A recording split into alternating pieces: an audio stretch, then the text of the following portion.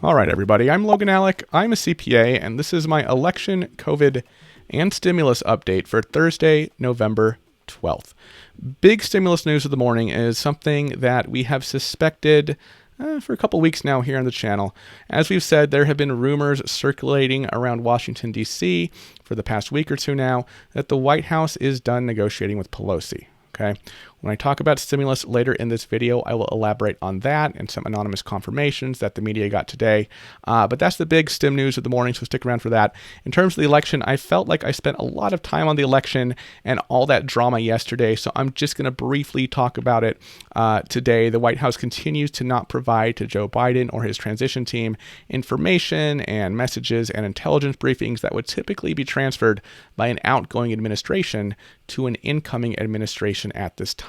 So they're kind of making it difficult for Biden and Harris. The Biden team is currently contemplating legal action to get that transition going. Joe Biden has named Ron Klain as his White House chief of staff. He is Biden's first publicly announced pick for a White House appointee. Ron Klain worked for Biden when Biden was a senator, and he also served as Biden's chief of staff when Biden was vice president of the United States. As for Republicans, other than a Veterans Day visit to Arlington National Cemetery yesterday, President Trump himself has not made a public appearance since last Thursday.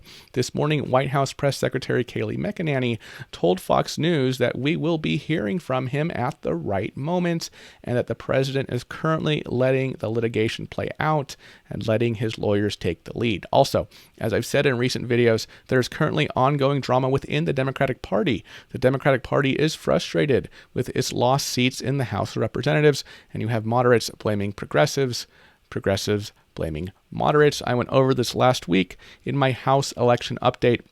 I talked about not only the election update for the House of Representatives, but also my take on the future of the Democratic Party. Link to that video at the top of the screen if you missed it. And as you might imagine, Republicans are pretty happy about this Democratic infighting. In terms of COVID-19 cases hit a new high yesterday in the United States, 142,860, with over 1,400 deaths. Nevertheless, this morning, Dr. Fauci said he doesn't think that COVID-19 will be a pandemic for much longer because he thinks vaccines will turn it around. However, he did say that he doubts that we will ever eradicate coronavirus entirely, but we will eventually maintain control over it chronically for the long term. And even with the vaccine in sight, Fauci said not to view the vaccine as an occasion to let one's guard down. He said view the vaccine as the cavalry coming in. Still keep fighting though, and of course by fighting he means wear masks, social distance, and all that, especially as we go into the holiday season.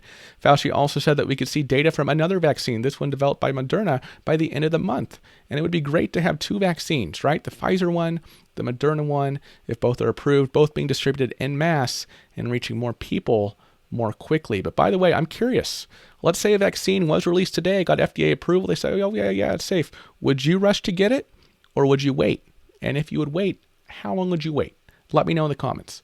Russia is saying that it has developed a vaccine that is 92% effective, probably to kind of take a shot at the Pfizer vaccine that was reported at 90 or more than 90% effective. However, the trial size for the Russia vaccine was only 20 individuals, so fairly small, compared to 94 for the Pfizer trial. So take that as you will. In terms of lockdowns, we are starting to see more states and localities reimposing restrictions. For example, beginning tomorrow in New York, private indoor and outdoor gatherings will be limited to 10 people. Several other states are reimposing restrictions in light of increased COVID-19 cases. Now, speaking of lockdowns, Joe Biden is assembling his COVID-19 team, and one of those members is a man by the name of Dr. Michael Osterholm, an epidemiologist. He was talking to Yahoo Finance yesterday. He basically is predicting COVID doom and gloom here in the near future. He said right now we're entering COVID hell and that the case counts will only go up from here if we don't change anything. How do we deal with this, he asks? Well, he said we need to tell a story to America. This is us versus the virus. He talked about the virus really taking hold in indoor air. When a lot of people are indoors in the same location, he's talking about the number of daily cases potentially doubling before Joe Biden takes office. He said we need FDR moments. We need fireside chats. We need somebody to tell America that this is what's going to happen. It's going to be okay. in a way that they understand it. He said everybody will have a COVID-19 related event in the very near future. In terms of lockdowns in the economy, get this, he believes that we should have a nationwide lockdown for 4 to 6 weeks. Like he said, they did in Asian countries and in Australia and New Zealand. He said the federal government could borrow a whole ton of money at low interest rates to pay for a package to cover all lost wages and losses to small companies and medium-sized businesses and employees during that time period, and also to fund state and local governments. And then he said we could cruise after that time into vaccine availability early next year. Just like that, according to the doctor. I think this is wishful thinking. Perhaps that strategy would be incredibly effective, but unfortunately, I don't think a 4 to 6 week nationwide lockdown would fly in the USA. We've talked about this before on the channel way at the beginning of COVID-19, but it seems that most lawyers who ask about a national lockdown believe that while the White House can serve as an advisory kind of regarding lockdowns and quarantining on large scales, and maybe they can issue guidelines and things like that, it doesn't have the power to affect a nationwide lockdown because that power is reserved to the states, apart, of course, from Congress legislating something or every state possibly agreeing to a lockdown. However, the federal government has other powers that can encourage and restrict people, such as aviation. They can say who can fly and who can't fly. And remember, after September 11, 2001, remember, the FAA grounded air travel entirely for a time in national security interests. So the federal government does have some tricks up its sleeve, but in terms of actually mandating and enforcing a nationwide lockdown, I do not foresee that in the cards. I think that the Biden administration may certainly encourage a national lockdown, but I continue to believe that the actual decision and the enforcement of such a thing will be at the state level as it is right now. Dr. Osterholm also talked about the Pfizer vaccine. He said the data showing 90% effectiveness was great news, but he said more data is needed on what exactly 90% effective means. And until we have that additional data, we can't know how much of a game changer this Pfizer vaccine actually is. In terms of unemployment, hey, it's Thursday, means new jobless claims data came out. New seasonally adjusted jobless claims were 709,000 last week. That's a decline of 48,000 from the previous week's revised figure of 751,000. In addition, nearly 300,000 filed for PUA for the self-employed for the first time. That's a decline of over 60,000 from the previous week, so a little bit of progress. In terms of Congress, yesterday a report was released by the House Administration Committee that said that those in Congress should be able to vote remotely during the coronavirus pandemic. This is not saying that all members of Congress will vote remotely. This report simply says that this technology exists, and it noted that over 75 members of Congress have been diagnosed with COVID-19 or have been exposed to someone diagnosed with COVID-19. We know that in May, the House approved proxy voting, whereby a member present physically in the House of Representatives could vote for another member, but it looks like Dems may want to take that a step further and simply let all members vote remotely.